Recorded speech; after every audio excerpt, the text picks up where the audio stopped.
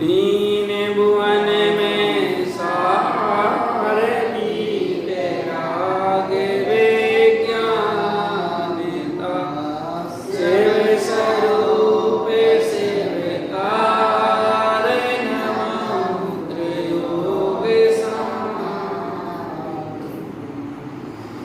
बोलिए पंच परमेष्ठी भगवान की 24 तीर्थंकर भगवान की गुरुवाणी मातेश्वरी की सद्गुरु तारण तरण मंडाचार्य महाराज की शुद्धात्म देव की।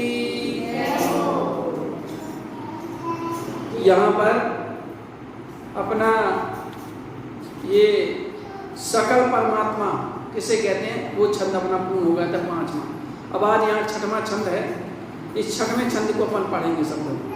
ज्ञान शरीरी त्रिविध कर्मे मल वर्जेते सिद्ध महंता तेह निकले मल पारे मातम भोगे सर्वे अनंता वैरातम ताये जाने तजी अंतरयातम मुझे परमात्म को ध्याय निरंतर जो नित्यानंद पूजे।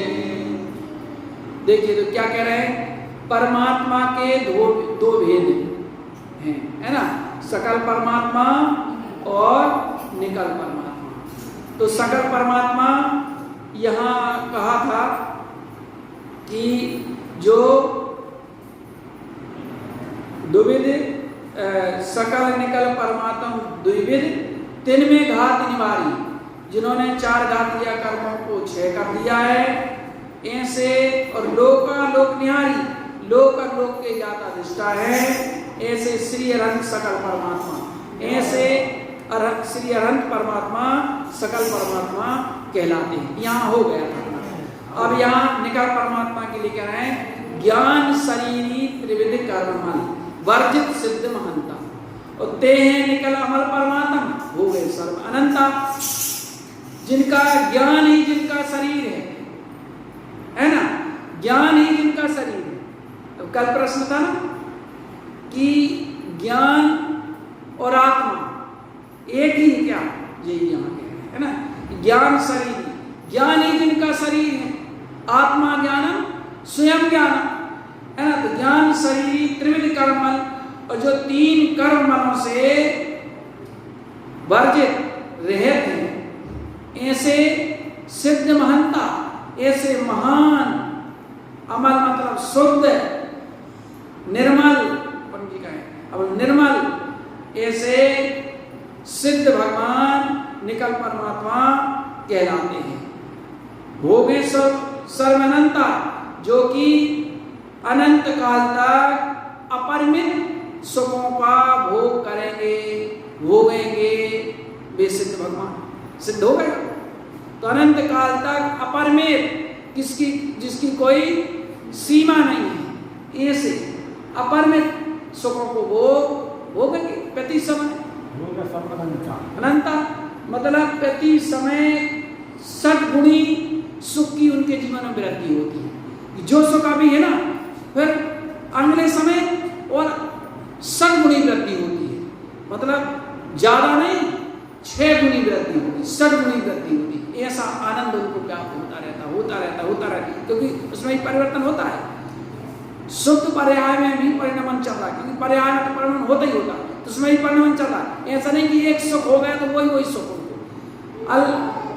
वो सुख भी बदलता रहता है, मतलब जो अभी है उससे कई गुना फिर ऐसे बढ़ता जाता, ऐसे होता जाता, उनको सुख मिलता जी अनंत काल तक ये सब मिलेगा।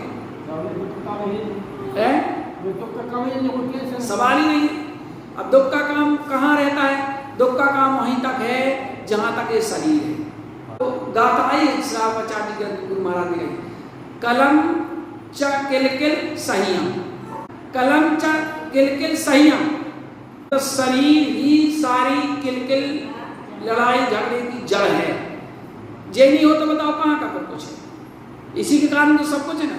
इसी के कारण घर है, इसी के कारण परिवार है, इसी कारण भूख है, इसी के कारण प्यास है, इसी के कारण लड़ाई है, इसी के कारण राग है, इसी के कारण देश है। जो इसके लिए अच्छे हुए सो राग, जो इसके लिए प्रतिकूल हुए उससे देश, है ना। बताओ तो ये इसके लिए अनुकूलता है सो अच्छा, प्रतिकूलता है सो बुरा है। इस शरीर के कारण ही है, और वो शरीर ही नहीं रहा तो क्या करें। त्रिविध कर्म, तीनों कर्मों से रहित हो गए।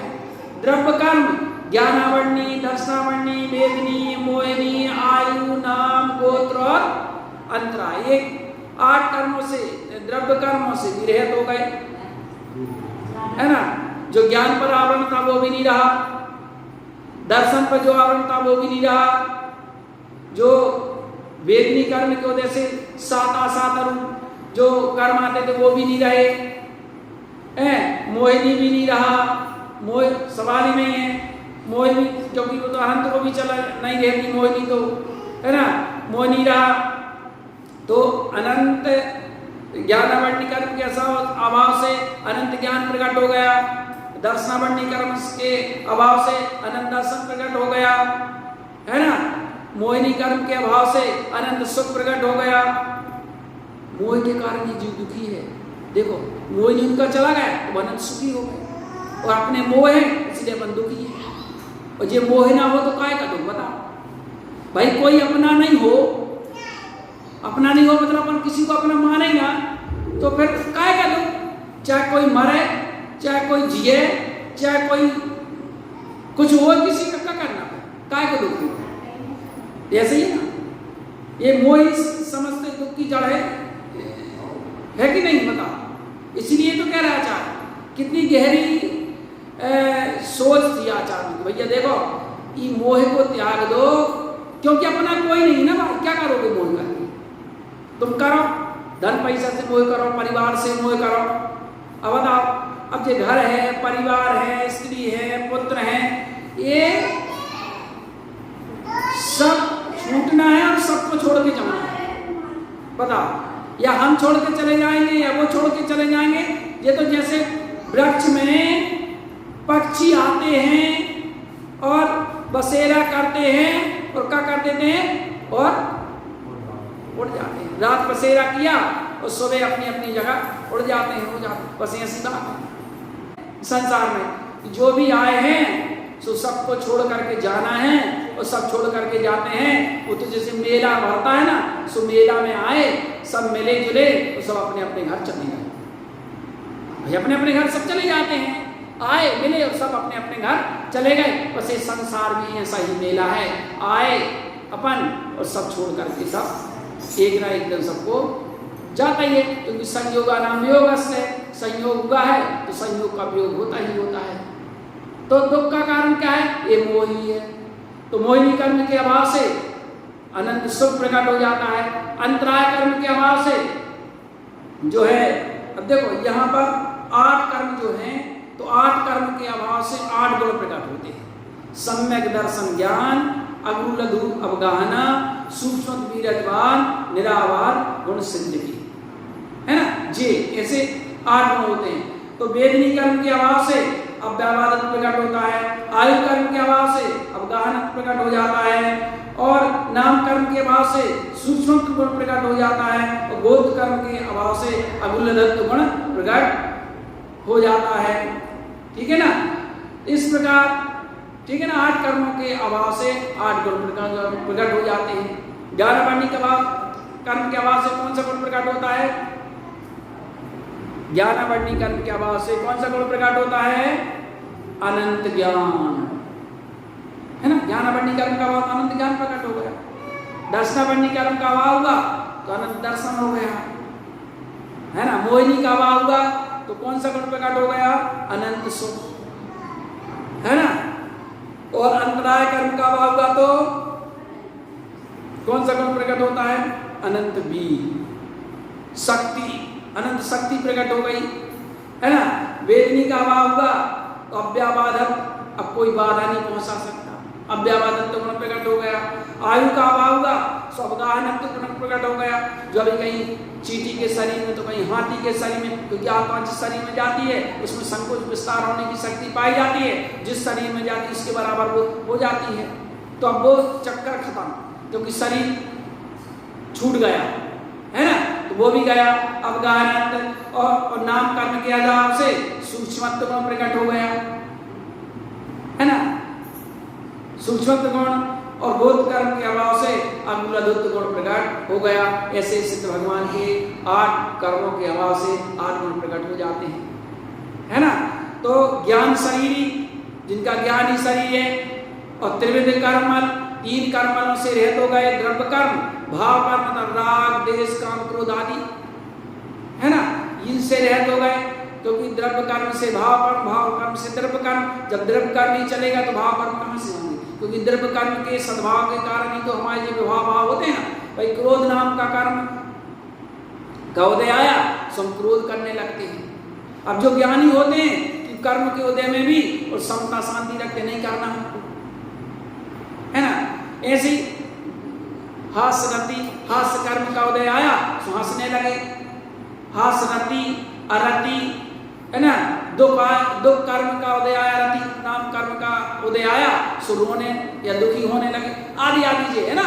तो कर्म के उदय से सारी चीजें घटित होती हैं। और जो कर्म के उदय में, उन कर्म के उदय से प्रभावित नहीं होता वो ज्ञानी होता, क्योंकि सब कुछ कर्म के उदय से ही चल रहा है। पत्ता भी, कहते हैं ना, पत्ता भी नहीं हिलता बिना कर्म के उदय से। आपका कर्म अच्छा है ना, तो आप हेलीकॉप्टर के एक्सीडेंट भी हो जाओगे और सारे लोग मर जाएंगे, आप बच जाओगे। देखो एक अभी क्रैश हुआ था हेलीकॉप्टर, तो सारे 243 कितने लोग खत्म हो, 243 और कितने हॉस्टल में भी कितने लोग खत्म हुए, लेकिन वो एक बच गया था। वो गेट पर बैठा था, तो वो हेलीकॉप्टर उस बिल्डिंग में लगा, तो वो गेट टूटा और वो एक हिस्सा टूटा और जाकर के दूसरी जगह गिर गया, वो बच गया, बाकी सब खत्म हो गए। ऐसी आग कितने लीटर तो उसमें केरोसिन था, उस केरोसिन के कारण आग लगी, सारे जल गए लोग, वो बताओ वो बच गया। तो आपका आयु का सद्भाव है तो आपको कोई मार नहीं सकता। ये बताओ कहां से, अने आप कल्पना नहीं कर सकते कि बचेंगे हम, लेकिन बच गया। यही होता है, आपकी आयु का सद्भाव है तो आप सब कुछ रहाएगा, है ना। कोई लाख बुरा चाहे तो क्या होता है, कोई लाख बुरा चाहे तो क्या होता है, वही होता है जो मंजूरे खुदा होता है। ऐसा कह देते ना भाई, कोई बुरा सोचे क्या होगा। अगर हमारे कर्म प्रतिकूल नहीं है तो किसी के सोचने से या चाहने से या करने से हमारा बुरा हो नहीं सकता, और हो सकता अच्छा हो जाए, है ना, हमारे कर्म। इसलिए अपन दोष किसी और को क्यों दें, अपने कर्मों को दोष दो ना भाई, कि मेरे कर्मों के कारण ही इसको कुछ हो रहा है, और कोई तो कुछ कर नहीं सकता नहीं। तो द्रव्य कर्म, भाव कर्म और नो कर्म मतलब शरीर आदि, औदारिक व्यक्ति का आहार तेजस कारवाण, ये ना शरीर, ये सारे शरीर क्या हो गए से वह रहत हो गए। औदारिक व्यक्ति का आहार तेजस और कारवाण तो वो कर्म है, इसको कर्म द्रव्य कर्म चले गए। तो इस प्रकार ये तीनों कर्मों से रहित जो सिद्ध भगवान होते हैं वो शुद्ध ज्ञान शरीर त्रिविध कलमर वर्जित सिद्ध महंता, ऐसे ज्ञानी जिनका शरीर है जो तीनों कर्मों से रहित हैं, ऐसे महान अमर मतलब शुद्ध निर्मल जो परमात्मा है, निर्मल सिद्ध जो परमात्मा है, वे ही निकल परमात्मा कहलाते हैं, है ना।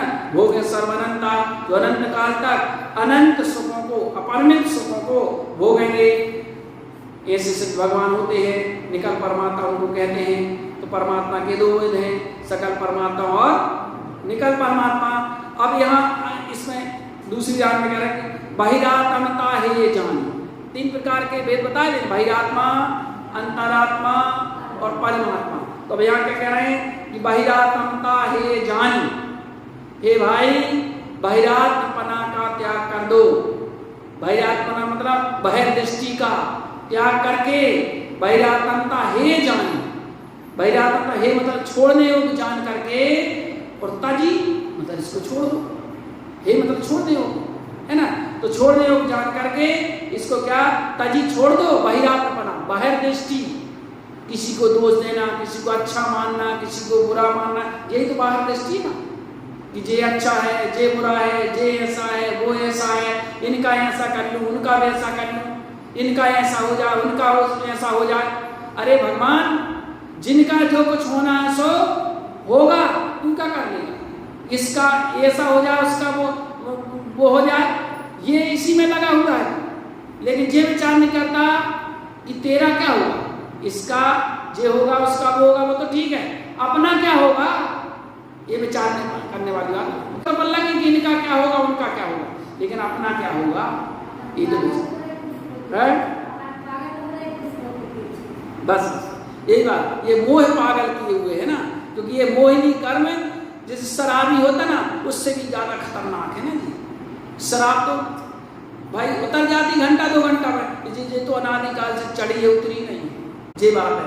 तो बहिरात्मता है जानता जी, अंतरात्मा हो जी, अंतरात्मा हो जाएगी। अंतरात्मा का मतलब सम्यक दृष्टि हो जाएगी। अंतरात्मा मतलब से अपने आत्म स्वभाव का सिद्धांत हो गया है ना। अंतरात्मा मुझे और परमात्मा को ध्यान निरंतर, और अंतरात्मा होकर के उस आत्म स्वभाव का परमात्मा पद का ध्यान करो, है ना। अपने परमात्मा का, अपने आत्मा का ध्यान करो, परमात्मा को ध्यान निरंतर, जो नित आनंद मुझे, जो उस अनंत आनंद को प्राप्त करना चाहते हो तो भैया अपने आत्म स्वभाव का ध्यान करो। सीधी सीधी बात कह रहे हैं, करना है पर वो ध्यान की नहीं करना। किसका ध्यान करना है? आत्मा का करना है, घर परिवार का करना है, रुपया पैसे का करना है, किसका करना है? और आत्माएं ध्यान करने से कुछ होने वाला नहीं। ये तो आर्त रोध ध्यान है। आर्त रोध ध्यान, आर्त ध्यान त्रियंच गति का कारण है, रोध ध्यान नरक गति का कारण है। इसलिए आर्त रोध ध्यान में अगर पड़े रहेंगे तो संसार ही मिलता रहेगा, क्योंकि जो 2 ध्यान हैं, आर्त और रोध ध्यान, ये संसार के कारण होते हैं। और 2 ध्यान हैं जो वो मुक्ति के कारण होते हैं। कौन कौन से? धर्म ध्यान और शुक्ल ध्यान। और धर्म ध्यान का मतलब क्या होता है? आत्मा में निर्मल परिणामों का, पवित्र परिणामों का होना, ये धर्म ध्यान कहलाता है। आत्मा में निर्मल परिणाम हो जाना, पवित्र परिणाम का होना, ये धर्म ध्यान। पवित्र परिणाम क्या है? किसे कहते हैं पवित्र परिणाम? बताओ। अपन पढ़ते, मेरी भावना पढ़ते। सुखी रहे सब जीव जगत के, कोई कभी ना घबरावे, बैर पाप अभिमान छोड़ जग नित्य नए मंगल गावे। घर घर चर्चा रहे धर्म की, दुष्कृत दुष्कर हो जावे, ज्ञान चरित उन्नति करे अपना, मनुष्य जन्म फल सब पावे। देखो ये धर्म ध्यान, इत भीत व्यापे नहीं जग में, दृष्टि समय पर हुआ करे, धर्मनिष्ठ होकर राजा न्याय प्रजा का किया करे। ये धर्म ध्यान के अंतर्गत आता है। ये साथ समय दृष्टि के अंतर्गत में ऐसे विचार रहते हैं, ऐसी भावना रहती है। भगवान जगत के सभी जीव सुखी रहें, कभी उन पर कोई आपदा नहीं आए, विपदा नहीं आए, चाहे हमारा पड़ोसी हो, चाहे संसार का कोई व्यक्ति भी हो। अरे सटकाय के जीवों के प्रति उत्तम क्षमा है, सभी जीव सुखी रहें, दुखों से बच जाएं, हट जाएं। ये भावना दूसरे के प्रति की जाती है, लेकिन इससे हित अपना होता है। दूसरे के प्रति अच्छी भावना करो तो दूसरे का आपके सोचने से हित अहित नहीं होने वाला है, लेकिन अपना हित जरूर होने वाला है। बताओ, तुम्हारे सोचने से किसी का अच्छा बुरा होगा? नहीं होगा, लेकिन अपना हित तो जरूर होता है। तो बताओ, जब हमारे सोचने से किसी का बुरा नहीं होता बुरा, फिर अपन बुरा क्यों सोचते हैं? तुम सोचने में ये ऐसा हो जाए, कुछ नहीं होने वाला।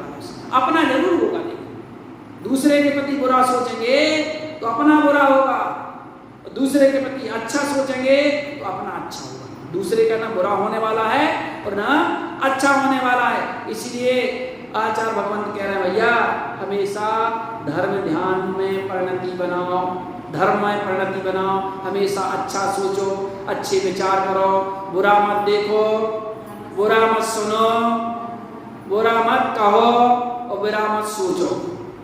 भगवान जी ने तो 3 ही बंधन दिए और हम तो एक और अलग बता रहे हैं, चौथा बंधन, तो बुरा मत सोचो, क्योंकि बुरी सोच ही ये सब कुछ, जैसे समझ लो बुरा अगर आप सोच रहे हैं ना, फिर आपको बुरा दिखेगा, आप बुरा कहेंगे, आप बुरा सुनेंगे, अच्छे में भी बुरा सुनेंगे, अगर आपकी सोच बुरी है तो, है ना, ये बात है। गांधी जी के 3 मंत्र है, बुरा मत देखो, भाई बुरा देखो ही मत, क्योंकि ये आंखें ऐसी हैं, आंखें कैसी हैं, नैना बड़े गरीब हैं, नैना बड़े गरीब हैं, रहें पलक की ओट, नैना बड़े गरीब हैं, रहे पलक की ओर और दाव परे चूके नहीं, करे लाख में चूक, है ना, ऐसे। इसलिए बुरा मत देखो और बुरा मत कहो, बुरा कहो ही नहीं।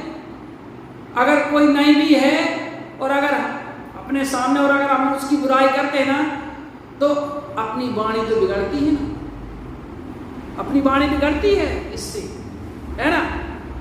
इसलिए जो मुनि होते हैं वो कभी बुरा बोलते ही नहीं है, अशुभ का उन्होंने त्याग ही कर दिया है। जग सुहित कर सब अहित हर सुगत सब संशय हरे, ब्रह्म रोग हर जिनके वचन मुख चंद्र में अमृत झरे, ऐसे वचन वो बोलते हैं कि अहित को दूर करने वाले, जग सुहित का हित करने वाले, अहित को हरने वाले, सुनने में सुख उत्पन्न हो जिनकी वाणी से, ऐसी वाणी बोलते हैं। ऐसी वाणी बोलिए, मन का आपा खोल और औरों को शीतल करे, आप को शीतल खोल। इससे क्या होगा भाई, औरों को ही सुख होता है आपकी वाणी से, सो दूसरे को सुख होगा तो तुम सुखी जाओगे, है ना। तो ऐसे मुनिराज होते हैं, ऐसी वाणी को बोलते हैं। तो बुरा मत देखो, बुरा मत कहो और बुरा मत सुनो।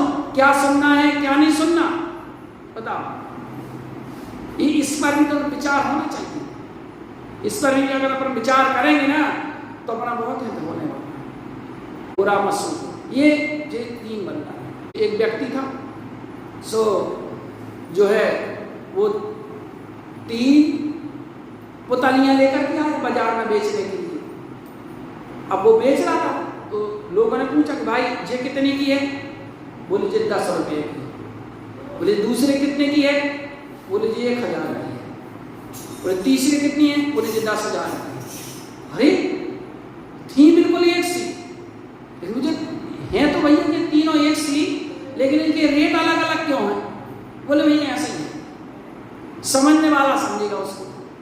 कोई ने नहीं लिया, कौन लेगा? किसी ने लिया। सुबह राजा के पास पहुंच गया कि राजन आपके कैसा बाजार लगता है आपको बताओ, मैं 3 पुतली लेके आया, कोई नहीं लिया। बोले चलो ठीक है मैं खरीद लेता हूँ, बताओ क्या रेट है इसका, कैसा क्या है? बोले हुजूर ये 10 रुपये की है, ये 1000 की है और ये 10,000 की है। अरे बोले ये है तो सब एक सी। बोले मैं हुजूर बताता हूँ आपको कैसे एक सी है। तो उसने एक तार उठाया और एक कान में उसके डाला, तो एक इस कान से डाला, उस कान से निकल आया, और फिर दूसरे के में डाला, तो इस कान से डाला और वो तार मुंह से निकला, और तीसरे की उसने कान में डाला, तो वो निकला ही नहीं, तार अंदर के अंदर रह गया। बोले ये खासियत है। अब क्या खासियत थी कि पहली वाली की इस कान से डाला और इस कान से निकल गया। मतलब समझो कौन सी पुतलियां हैं अपन कौन सी पुतली हैं अपने लिए, है ना। और दूसरी थी इस कान से डालो तो मुंह से निकली। चलो वो भी ठीक है कछ। अरे चलो तुम्हारे बकने से हो सकता दूसरे का कछ हित हो जाए, वो भी चलो ठीक है ना, वो भी कुछ ठीक है, अपना ना कम से कम दूसरे का तो हो जाए, है ना। तीसरी यहाँ से डाले सो अंदर ही चला गया, वो सबसे ये खासियत है, इसलिए इनका अलग अलग राज है, इनका अलग अलग रेट है। तो बस ऐसी ही बात है कि अगर अपन इस कान से सुन करके इस कान से उड़ा देते हैं, इससे कोई काम बनने वाला नहीं है ना। इस कान से सुन करके अगर मान लो अपनी जबान में भी अगर रटने भी लगे तो चलो तभी कुछ है ना। और अगर इस कान से सुना और इस कान से सुना, दोनों से सुना और अपने जीवन में धारण कर लिया, ये समझ लीजिए आपका जीवन सफल हो गया। इसलिए जितना अपन सुनते हैं उसका शतांश भी अगर अपने जीवन में अपन उतार लें तो जीवन धन्य धन्य हो जाए। शतांश क्या है भाई, उतार लें तो, है ना। और अणुगत क्या है, शतांश ही तो है ना। वो तो पूर्णता ग्रहण कर रहे हैं, अपन शतांश ग्रहण नहीं कर पा रहे हैं, यही बात है। तो बहिरात्मता हे जान, बहिरात्मना को त्याग करके तज अंतरात्मा मुझे, अंतरात्मा बुझाइए, सम्यक दृष्टि बुझाइए और परमात्मा का ध्यान करिए। परमात्मा मतलब अपने आत्म स्वभाव का ध्यान करो, जो कि अगर अनंत सुख को, अपरमत सुख को, आनंद को अगर प्राप्त करना चाहते हो तो ये इस गाथा में ऐसी बात कही है ना। अब आगे ये जीव तत्व के बारे में बता दिया, अब आगे अजीव का वर्णन चलेगा कि अजीव किसे कहते हैं, अजीव के कितने भेद हैं, है ना। तो फिर एक की परिभाषा से सारा जो है विवरण आगे यहाँ पर करेंगे, ठीक है ना। तो ये अपन को इतना थोड़ा ध्यान रखना है जो बताया जा रहा है, इसलिए कि छंद अपन करते हैं कि अपन जो पढ़ रहे हैं कम से कम अपने ज्ञान में वो चीज़ बनी रहे, क्योंकि ये बहुत ही महत्वपूर्ण चीज़ है, अपने जीवन में धारण करने वाली चीज़ें हैं। इसलिए अपन इन चीज़ों को पूर्ण एकाग्रता पूर्वक सुनते हुए और थोड़ा स्मरण में भी रखेंगे तो अपना जीवन बहुत अच्छा होगा। इसी मंगल भावना के साथ बोलिए श्री गुरु महाराज की जय।